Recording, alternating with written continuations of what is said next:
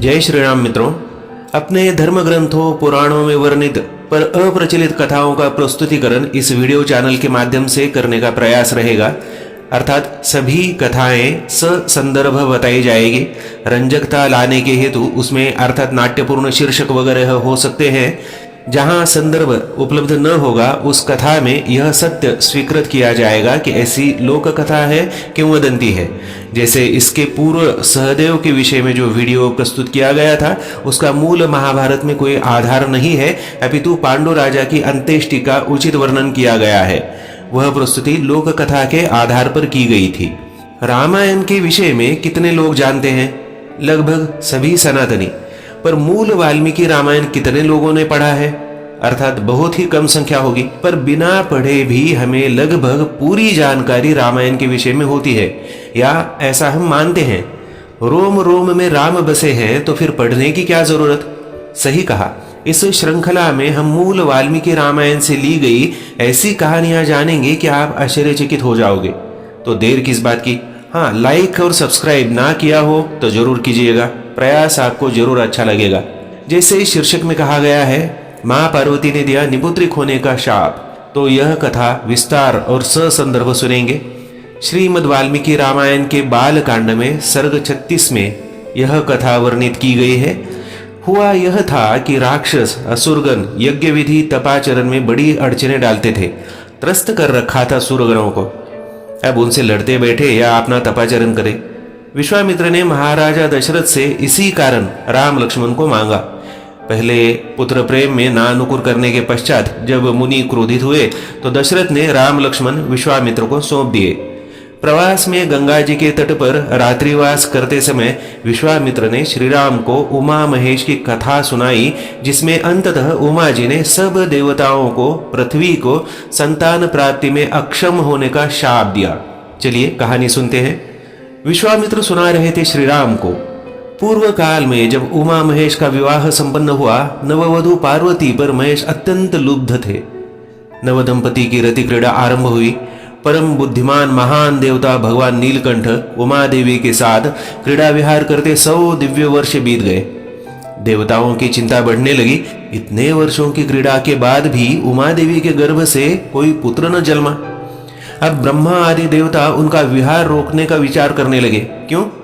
उमा के गर्भ से कोई प्रकट होना तो निस्संशय था, पर इतने दीर्घ काल के पश्चात अगर कोई महान प्राणी प्रकट हो भी जाए तो उसके तेज को कौन सहन कर सकेगा? कोई भी नहीं।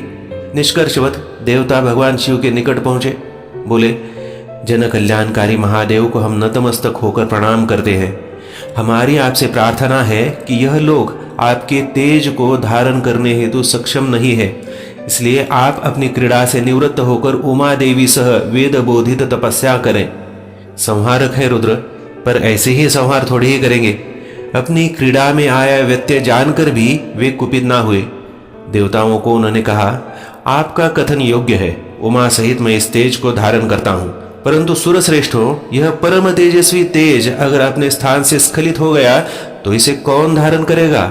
हर्षोल्लासित देवताओं ने कहा, भगवान पृथ्वी देवी भूमाता अपने तेज को आनंद से धारण करेगी।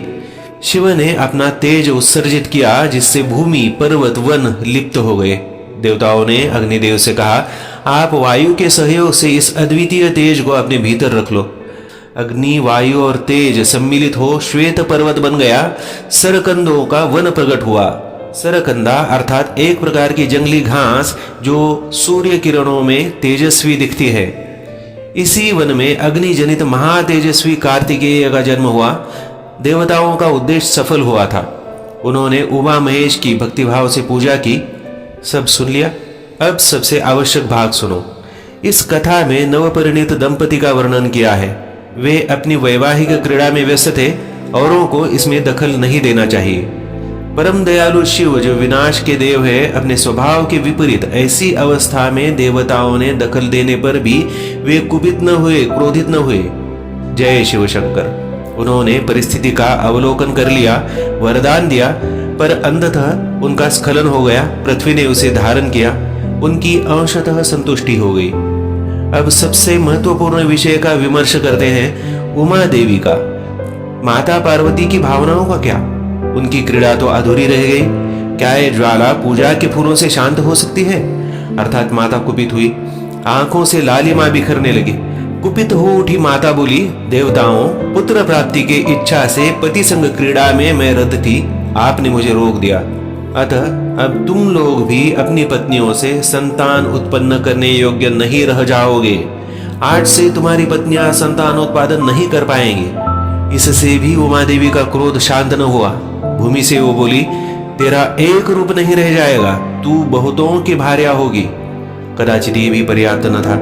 पृथ्वी को उमा ने और शाप दिया, खोटी बुद्धि वाली पृथ्वी, तू न चाहती थी कि मेरा पुत्र हो, अतः मेरे क्रोध से कलुषित होकर तू भी पुत्र जनित सुख या प्रसन्नता का सुख अनुभव न कर सकेगी। इसके पश्चात उमा महेश उत्तरी हिमालय के शिखर पर तप करने लगे। अब समझो उमा महेश के पुत्र कौन थे? कार्तिकेय, जिनकी जन्म गाथा हमने अभी सुनी। दूसरे श्री गणेश जी, किसी अन्य वीडियो में उनके बारे में जानेंगे। सुनो समझो पार्वती मां के शाप को। धरती पुत्र जनित सुख या प्रसन्नता का अनुभव न कर सकेगी। क्या अर्थ होगा? हम कहते हैं कि जननी जन्मभूमिश्च, अर्थात पृथ्वी हमारी माता है, मातृभू है। क्या हम इसे सुख देते हैं? सोचो समझो, माता को सुख दो। अगर आपको यह प्रयत्न अच्छा लग रहा हो तो लाइक और सब्सक्राइब जरूर कीजिएगा। धन्यवाद।